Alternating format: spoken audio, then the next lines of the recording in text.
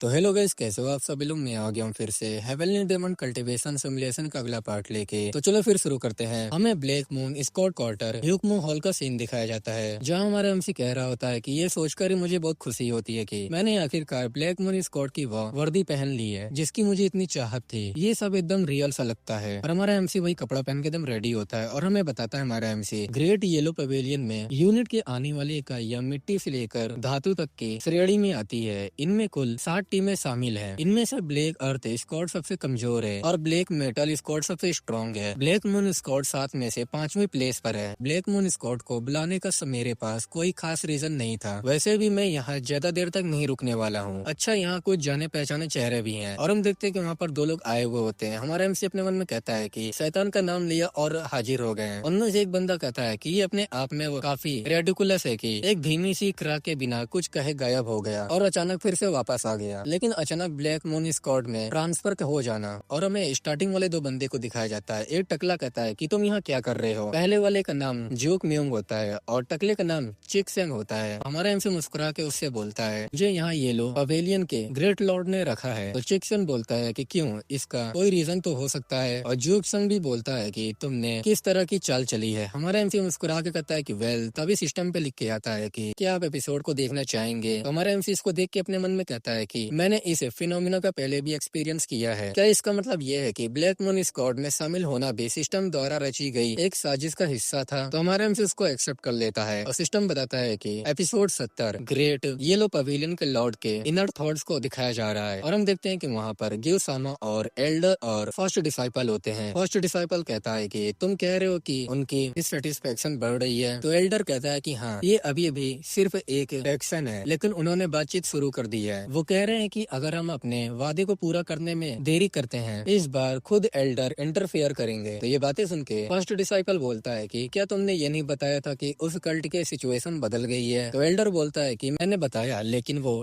Trust करने को तैयार नहीं है हमारी एनिमी के लंबे इतिहास को देखते हुए। लेकिन अच्छी खबर यह है कि गु जोंग म्यूंग अभी भी हमारे साथ है। जब तक माउंट हुआ सेक्ट के अंदर उनका प्रभाव स्ट्रॉन्ग बना रहेगा, जिस सिचुएशन से आप डर रहे हैं वो नहीं घटेगा। तो ये बातें सुन के फर्स्ट डिसाइपल कहता है कि कम से कम इससे तो राहत मिली है, लेकिन वो काफी विचित्र पर्सन है। एक विशिष्ट राटियस सेक्शन एल्डर के विपरीत उसकी एमबीएस बहुत बड़ी है। तो एल्डर बोलता है कि ऐसा लगता है कि कुछ समय पहले उस कल्ट में उनकी यात्रा का पॉजिटिव इफेक्ट पड़ा है। ये एक म्यूचुअल एग्रीमेंट है, इसलिए हमें अच्छे संबंध बनाए रखने में एबल होना चाहिए। ये सब हमारा एमसी देख रहा होता है और अपने मन में कहता है कि क्या उससे पहले भी यहाँ लाया गया था। ये सोचकर हैरानी होती है कि वो इस इनफिल्ट्रेटेड के दौरान पहले ही उस कल्ट में घुसपैठ कर चुका था और मैंने खुद हमारे इंटरनल मामलों को देखा है। और हम देखते हैं कि ग्योसामा फर्स्ट डिसाइपल के सामने झुकते हुए कहता है कि मुझे माफ कर दीजिए, मैप लीक हो जाने के रीजन हमें मीटिंग को जल्दबाजी में बदलना पड़ा, ये सब मेरी गलती है। तो फर्स्ट डिसाइपल कहता है कि नहीं, गलती तो किसी की भी हो सकती है। इसके अलावा इस भाव योजना को इतनी दूर तक आगे बढ़ाने का श्रेय भी तुमको ही जाता है, इसीलिए इसके बारे में तुम ज्यादा चिंता ना करो। क्या तुमने कोई जवाबी उपाय सोचा है। तो बोलता है कि हाँ सर, इस बार हम अपने वॉरियर को फैक्शन ऑर्गेनाइजेशन की मीटिंग में भेजने की प्लानिंग बना रहे हैं। तो फर्स्ट डिसाइपल बोलता है कि क्या ये ठीक रहेगा, भले ही तुमको अभी तक नक्शा चुराने वाला नहीं मिला हो। तो ग्योसामा बोलता है कि इसलिए हमें ऐसा करना ही होगा, हमें किसी भी तरह इस सिचुएशन को समाप्त करना होगा। अगर कोई भी कारक उत्पन्न होने से पहले हमें उनके प्रति अपनी ईमानदारी साबित करनी होगी। तो फर्स्ट डिसाइपल बोलता है, क्या अच्छा ऐसा है, क्या बाकी लोगों की तरफ से कोई हलचल नहीं है गोन्ना की तरफ से। तो एल्डर बोलता है कि अभी तक तो कोई नहीं। तो बोलता है कि ठीक है, हम कितने मेन को भेज रहे हैं। तो ग्योसामा बताता है कि लगभग 60 आदमी। तो वो बोलता है कि क्या ये ठीक होगा। तो ग्योसामा कहता है कि अभी भी बहुत सारे लोग हम पर नजर रख रहे हैं, बहुत बड़ी सेना जुटाने का निशान छूट सकते हैं इसलिए। तो फर्स्ट डिसाइपल बोलता है, मुझे लगता है ऐसा ही है, ये बात समझ में आती है। क्या तुम ब्लैक अर्थ स्क्वाड और ब्लैक सन स्क्वाड को भेजने के बारे में सोच रहे हो। तो बोलता है कि मैंने ब्लैक अर्थ स्क्वाड और ब्लैक मून स्क्वाड को चूज कर लिया है। तो वो बोलता है कि ब्लैक मून स्क्वाड, क्या उन्हें भी बलिदान करने की जरूरत है। तो वो बोलता है कि ऐसा इसलिए है क्योंकि एक दिलचस्प चूहा अभी भी उनके साथ शामिल हुआ है, जिसका मैंने पहले भी जिक्र किया था। क्या मैंने ये नहीं कहा था कि मैप चुराने के डाउट में एक पर्सन है। तो बोलता है कि तुमने ऐसा किया है जब वो चूनिल पवेलियन में गायब हो गया। क्या तुम्हारा मतलब उस पर्सन से है जिसके बारे में तुमने अनुमान लगाया था कि वो 4 डिसाइपल के अधीन हो गया था। तो ग्योसामा कहता है कि वो आदमी 1 साल बाद फिर से अपीयर हुआ है। तो ये बातें सुन के वो कहता है कि क्या, तो फिर वो बच्चा इस समय कहाँ रह रहा है। तो ग्योसामा कहता है कि इस टाइम वो ब्लैक मून स्क्वाड में है। तो ग्योसामा बोलता है कि ये कितना शानदार कदम है, एक ऐसा पर्सन जिसके 4 डिसाइपल से जुड़े होने होने की प्रबल संभावना है। अगर हम इसे प्रक्रिया के दौरान उसे भी छुटकारा पा लें, हम किसी भी मामले को यही समाप्त कर सकते हैं और ये गोनमा के लिए एक चेतावनी के रूप में काम करेगा। हालांकि हमें ये नहीं पता कि कितने अदर लोग उसकी सहायता कर रहे होंगे। तो गिसामा कहता है कि मैं इस संबंध में हयांगे से हेल्प का अनुरोध करूंगा। तो बोलता है कि मैं समझ गया, इस बार इसे ठीक से संभालना। अगर तुम ये काम करने जा रहे हो तो मेक श्योर करो कि इसमें कोई गलती ना हो। तो बोलता है कि ठीक है सर। तो फर्स्ट डिसाइपल बोलता है कि होंगे को भी पूरा समर्थन प्रदान करो। तो एल्डर बोलता है कि जैसा आपका ऑर्डर हो। और वो बोल रहा होता है क्योंकि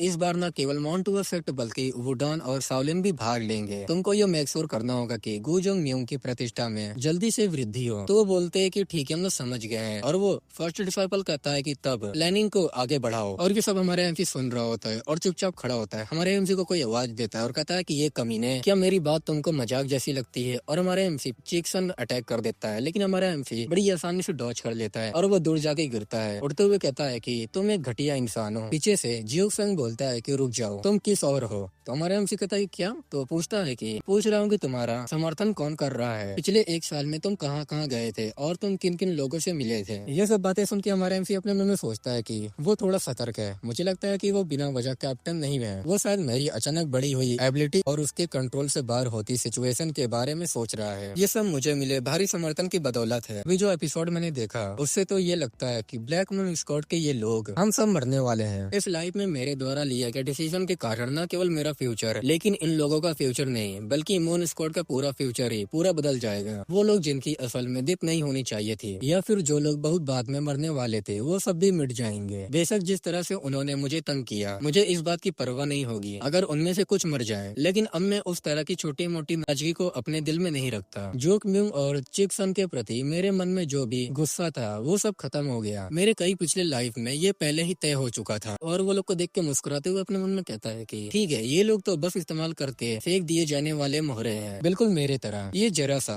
बेकार है। हमारा एमसी उससे कहता है कि तुमने पूछा था कि मैं किसकी लाइन पर हूँ, है ना? मैं तुमको गारंटी दे सकता हूँ कि ये कोई सुनहरा मौका नहीं है। तो बोलते हैं कि तुम्हारा मतलब क्या है? तो हमारा एमसी कहता है कि मैं तुमको एक इम्पोर्टेंट बात बताना चाहता हूँ। हमें जल्दी एक मिशन सौंपा जाएगा। हमें कल्ट को छोड़ने, कुछ प्लेस को, भूगोल और आसपास के इलाकों का जांच लेने और वापस लौटने का ऑर्डर दिया जाएगा। ये सुनने में बहुत इजी टास्क लगता है। कुछ लोगों को तो ये छुट्टी जैसे भी लग सकता है, लेकिन ये प्रैक्टिकली एक सुसाइड मिशन है। ब्लैक मून स्क्वाड का हर मेंबर इस मिशन के लिए जुट गया और वो वहीं मर जाएंगे। ये सब बातें सुन के हैरान हो जाते हैं वो लोग। तभी बाहर से एक बंदा आता है और कहता है कि sir captain joke Mueang, vice pavilion master यहाँ पर आ गए हैं। हमारा एमसी भी कहता है कि वो लोग बहुत जल्दी आ गए हैं, मैं तुम्हें सिर्फ एक मौका दूंगा, अभी बोल दो हाँ अगर तुम कुत्ते की मौत मरने के लिए बेताब हो तो बात अलग है। फिर हम देखते हैं कि हमारा एमसी बाकी सभी लोग वहाँ से जा रहे होते हैं और दूसरी तरफ जोक म्यूंग अपने मन में सोच रहा होता है। वाइस पवेलियन मास्टर बोलता है कि सुनो, ये मिशन टॉप सीक्रेट है, किसी को भी ये पता नहीं चलना चाहिए कि हम ह्यून एरिया में काम करते हैं, इसलिए तुम केवल रात में ही काम करोगे। और एक बार जब तुम आसपास के भूगोल का नक्शा बना लो और धर्मी फैक्शन की बैठक में भाग लेने वाले पर्सन की पहचान कर लो तो तुमको कल्ट में वापस लौटना होगा। अगर मिशन के दौरान उन फैक्शन के कमीनों ने द्वारा पता लगा लिया गया या तुम्हारा पीछा किया गया, इन विचारों से छुटकारा पाने की पूरी कोशिश करो, लेकिन अगर ये इम्पॉसिबल हो तो सुसाइड कर लो। मैं फिर से दोहराता हूँ, ये मिशन एकदम टॉप सीक्रेट है। इस मामले में उस कल्ट का कोई हाथ नहीं था और इस मिशन के दौरान तुम गुमनाम परछाइयों के सिवा कुछ नहीं हो। अगर कोई भी इन डिफिकल्ट सिचुएशन के कारण भागने की हिम्मत करता है तो मैं उन सभी को मार दूंगा एक करके। और हमें फिर प्रेजेंट का सीन दिखाया जाता है जहाँ चिक्सन हमारे एमसी से कहता है कि सियोली, हमें कब भागने की प्लानिंग बनानी चाहिए? तुमने कहा था कि तुम भागने का रास्ता खोल दोगे ताकि हम चुपके से निकल सके।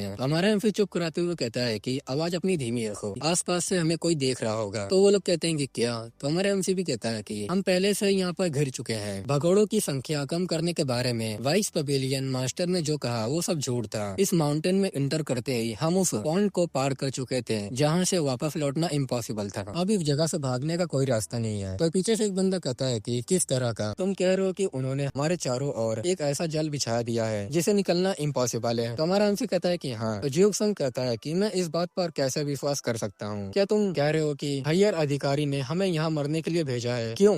इससे उन्हें क्या फायदा फायदा होगा। तो हमारा एमसी कहता है कि हमें सेक्रीफाइस करने के लिए। तो वो लोग कहते हैं कि क्या? हमारा एमसी कहता है कि हम वो सेक्रीफाइस है जो ग्रेट येलो पवेलियन के लॉर्ड धर्मी फैक्शन को अर्पित कर रहे हैं। उन्होंने हमें किसी और चीज के बदले में सौंपने का सौदा किया। तो ये सब बातें सुनकर लोग एकदम हैरान होते हैं। वो लोग कहते हैं कि क्यों? क्या तुम्हारे पास इसका कोई प्रूफ है? तो हमारा एमसी कहता है कि अगर तुम काफी तेज हो तो मुझे फॉलो करो और खुद देख लो, मैं तुम्हें दिखाता हूँ हम इस समय सच में किस तरह की सिचुएशन में हैं।